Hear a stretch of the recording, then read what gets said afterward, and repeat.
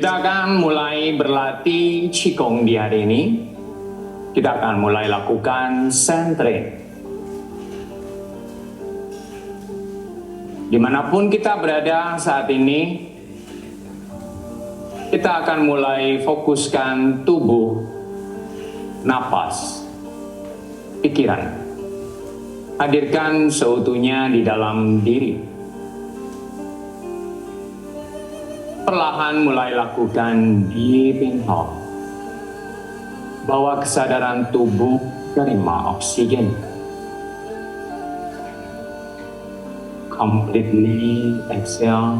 Biarkan tubuh melepas seluruh ketegangan. Kembali deep inhale. Tubuh menerima energi positif.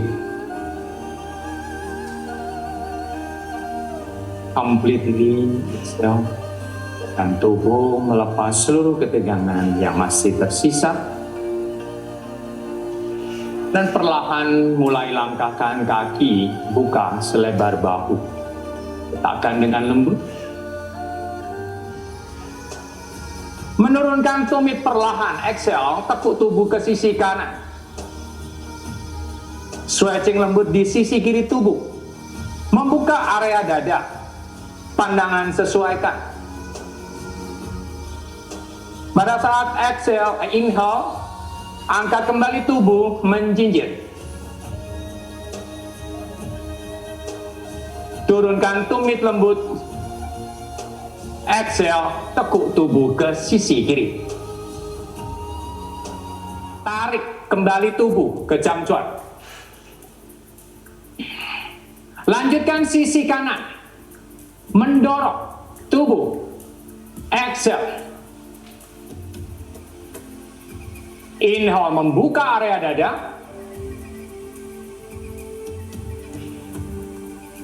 Exhale, dorong. Simpan. Inhale. Exhale, silangkan lengan. Tulang punggung meregang, leher rileks. Open. In.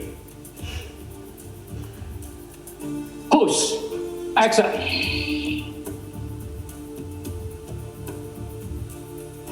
Simpan lower tangkian. Lanjutkan. Exhale, mendorong. 1, 2, 3, slide. Inhale.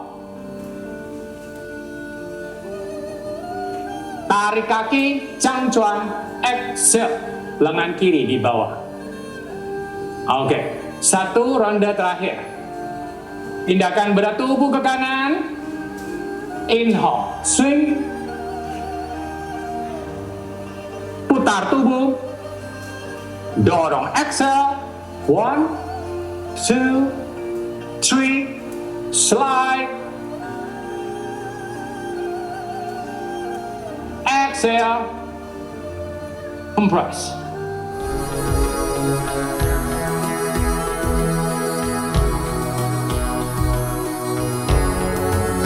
Baru kenalan sih, baru tahu. Saya lupa dari kemarin nanyanya. Ya. Nafasnya itu buang nafasnya dari mulut atau dari hidung ya? Soalnya tadi di mulai tiger dan leopard saya sudah mulai sedikit ngos-ngosan dan saya terpaksa buang nafasnya dari mulut.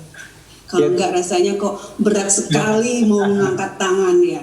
Iya. Nah saya baru perdana ya. Terima kasih. Terima kasih Mbak Nini. Ya, jadi pada saat berlatih Qigong, ada pernapasan yang melalui sepenuhnya melalui hidung. Dan ada juga pada saat membuang napas melalui mulut, itu kita lakukan kalau di awal pada saat meditasi diam, Qigong, kita lakukan pada saat cleansing breath. Jadi pada saat membuang melalui mulut itu kita jauh lebih lebih mudah melepas sebetulnya. Dan kalau menarik napas, kalau seandainya teman-teman nyaman, ini tadi kan membuang napas. Jadi kalau terasa tidak nyaman dengan membuang napas melalui hidung, terutama pada saat sudah mulai bergerak gitu. Tadi mungkin Mbak Nini terasa atau siapapun gitu, semua bisa mengalami itu, tiba-tiba kok terasa berat ya membuang napas. Boleh melakukan melalui Mbak Dewi, silakan. Terima kasih. Jadi mau testimoni dulu. Kemarin setelah latihan luar biasa ya. Biasanya capek gitu. Kemarin lebih fresh, cuman tidur pun jadi lebih kualitas. Bangun tidur jadi lebih fresh. Nah ini agak beda kok. Jadi saya ikut kelas Sunday beberapa waktu yang lalu itu sempat agak pusing ya gitu. Jadi beda sama yang Sabtu kemarin. Kalau yang Sunday itu saya 2 kali itu mual gitu. Sampai pusing. Nah itu kenapa ya? Kok apakah ada penyebabnya? Karena sebelumnya saya makan roti gitu, tapi spare waktunya lumayan sih, udah 1 jaman gitu. Apa itu pengaruh juga? Karena kalau kemarin yang hari Sabtu itu saya nggak makan apapun, cuman minum smoothies aja, itu pun waktunya sudah sekitar 2 jam. Pertanyaan saya yang pertama terkait dengan waktu latihan ya. Sebelum latihan apa sebaiknya kita makan atau perut kosong, atau berapa jam kita kasih intervalnya? Terus kemudian kalau latihan malam hari itu sebaiknya sebelum jam berapa, atau sebaiknya dikasih interval sebelum waktu tidur berapa jam gitu. Itu aja, terima kasih Ko. Terima kasih kembali. Oke. Ya. Pada saat praktisi berlatih Qigong, terutama untuk orang yang baru pertama kali berlatih Qigong, apabila timbul sensasi tiba-tiba mual, tiba-tiba terasa dizziness, kayak apa ya? Dibilang pusing, benar-benar pusing juga enggak, tapi kayak tubuh seakan-akan terhuyung-huyung, kayak nggak bisa tenang gitu ya, nggak bisa benar-benar berada di posisi yang center gitu ya. Itu apakah itu normal? Normal. Yang pertama, pada saat kita berlatih Qigong, tubuh seyogyanya akan mampu menerima Qi lebih banyak, memiliki kapasitas yang lebih besar dibandingkan keseharian kita. Sesuatu yang tiba-tiba berubah di dalam tubuh, belum tentu tubuh akan langsung mampu merespon, menerima dengan baik. Bukan berarti menolak, tetapi tubuh butuh penyesuaian. Kan itu lebih cool gitu. Terus yang kedua, pada saat kita latihan leopard tadi, kan awalnya dimulai dengan membuat bola api di tangan. Nah pada saat kita membuka tangan untuk twisting ke arah belakang, itu apa yang terjadi dengan bola apinya? Maksudnya kita bayangkan di mana begitu. Makasih. Oke. Yang pertama, pada saat kita di awal centering, ya, kita akan melakukan meditasi diam sebetulnya.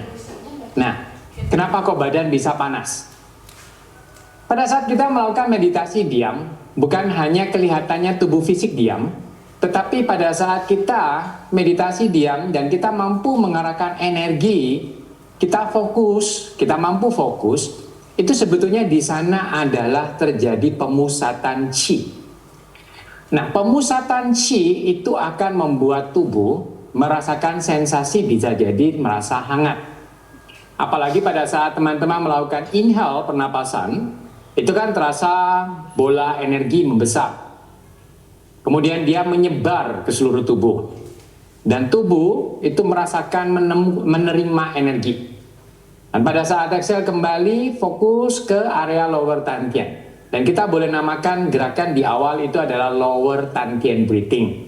Itu yang seperti tadi teman-teman sebelum kita lunch, sebelum kita makan siang, kita berlatih pernapasan sebentar, kita fokus ke area lower dantian, menerima energi, kemudian pada saat exhale lower dantian menyimpan energi.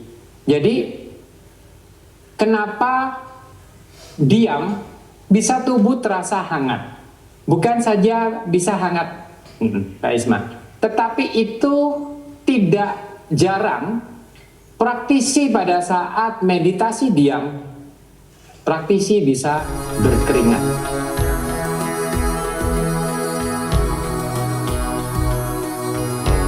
Kita kepingin menciptakan seandainya masakan A gitu. Kita campur aduk, kita kepinginnya masak A. Tetapi yang kita masukin bumbunya B. Apakah mungkin tercipta masakan A? Nggak mungkin. Bau yang keluar pun bau makanan bukan bau makanan A, tapi bau makanan D. Sama dengan cara berpikir kita. Kita kepingin happy. Itu selalu orang kepingin ngomong. Kita kepingin happy. Tetapi kita kepinginnya melihat sesuatu yang sedih. Bahkan kalau lihat di YouTube cari yang dramatis, cari yang ngeri-ngeri gitu, yang bikin orang takut gitu, tapi bukan cari yang happy gitu. Apakah itu sejalan dengan pemikiran kita pingin happy? Mungkin enggak. Nah itulah yang tanpa kita sadari kita membawa tubuh, pikiran, energi itu semakin terseret dan dia tidak memiliki kemampuan untuk berimbang. Pada saat itu bisa menyebabkan qi stuck atau energi tidak bisa mengalir dengan baik dan mengalami hambatan. Dan hambatan di salah satu nadi itu akan bisa menyebabkan tumor, bahkan lebih kronis lagi kanker. Nah, jadi salah satu penyebab timbulnya masalah-masalah kronis, penyakit kronis itu adalah qi stagnation. Bisa menyembuhkan penyakit, membantu iya, seperti itu. Membantu iya. Pada saat seseorang mengalami hepatitis, secara emosional orang tersebut juga harus terkendali. Itu. Yang pertama, setiap kali orang mengalami sakit gitu ya. Yang penting jangan pernah mendoktrin diri sendiri sakit. Jadi kita harus menimbulkan mindset yang positif. Karena sering kali saya juga ketemu dengan orang yang setiap kali ketemu ngomongnya saya ini udah sakit seperti ini. Saya dari dulu tuh punya sakit ini gitu. Dan dia tidak pernah memuji badan sendiri. Mungkin teman-teman juga pernah ketemu dengan orang yang seperti itu. Setiap kali ketemu ngobrol gitu, dia selalu ngomong badanku ini gak baik gitu ya. Dari kecil udah seperti ini, dari kecil udah seperti ini gitu. Mungkin kalau seandainya itu tidak baik, menurut dia, dia itu seharusnya harus memiliki kesadaran untuk dia mampu healing. Dalam artian memiliki positive thinking. Tetapi kalau kita selalu mengucapkan negative thinking, ucapan yang negatif, kita tanpa kita sadari sebetulnya kita memberitahu tubuh kita, kamu itu sakit. Dan kalau kita selalu mendoktrin diri seperti itu, kesembuhan akan semakin susah. Itu dipakai di dataran Cina untuk pengobatan. Ya, jadi memang Qigong itu adalah salah satu cabang dari traditional Chinese medicine. Ada 4 cabang dari traditional Chinese medicine. Yang pertama acupuncture terapi, yang kedua herbal terapi, acupuncture, herbal, yang ketiga massage terapi, ya. Yang keempat adalah Qigong, medical Qigong terapi. Jadi apakah menyembuhkan? Ya. Boleh Pak Denny, silakan. Ya, kembali lagi ke yang tadi yang saya nanya. Jadi yang kayak misalnya contohnya kita ada bagian tubuh nih yang nggak enak, dan saya misalnya lutut lah atau misalnya apa gitu kan. Ya. Nah, tadi yang saya tanya itu pas waktu kita konsentrasi, kita waktu breathing kan kita konsentrasinya ke Tantian nih. Ya kan? Yang waktu gerakan apa ini Pak Denny? Waktu misalnya, maksudnya let's say kita practice breathing aja ya, biasa aja gitu ya kan? Kita kan fokusnya, saya pikirannya misalnya ke Tantian. Nah, terus kita mau ngarahin pikirannya ke misalnya nih, Qi-nya ke yang area yang sakit nih, berarti kan pikirannya mesti ke situ nih. Ya. Sedangkan di satu sisi mesti mikirin Tantian, yang saya masih bingung itu, ini ilustrasinya seperti apa ya? Pas kita exhale kah, pas kita inhale, sedangkan mesti mikirin Tantian, terus habis itu mesti arahkan pikirannya ke situ juga gitu. Oke. Mohon pencerahannya. Oke, thank you. Ya. Nah, ini untuk tingkatan lanjut. Oke, saya coba jabarkan di sini, ya. Sebelum kita untuk mampu merasakan healing, atau kita lebih fokus ke, sebetulnya kan kita berlatih Qigong ataupun kalian berlatih breathing itu sebetulnya adalah healing. Tapi yang dimaksud di sini Pak Denny adalah salah satu fokus lebih ketat satu titik gitu. Ya. Kalau ini berkaitan dengan energi, tetapi ini saya hanya bercerita dan butuh bimbingan untuk melakukan, butuh instruktur, ya. Karena Qigong itu kalau udah mulai masuk ke ranah energi, kalian harus tahu batasan. Oke. Yang pertama, pada saat kita berlatih Qigong, kita wajib mengenal yang pertama adalah lower Dantian, Heku, Laogong, Bai Hui, Hui Yin di area perineum, Yongjian. Yongjian adalah tengah-tengah telapak kaki, titik nadi kidney yang pertama. Biasanya ini ada banyak sekali perguruan yang mengajarkan bagaimana cara kita mengakumulasi qi, ya. Meletakkan tangan di depan lower Dantian akan membawa fokus pikiran ke lower Dantian. Kita harus bisa fokus ke lower Dantian terlebih dahulu. Sebagai itu adalah baterai primer. Saya katakan adalah baterai primer, adalah sumber energi kita.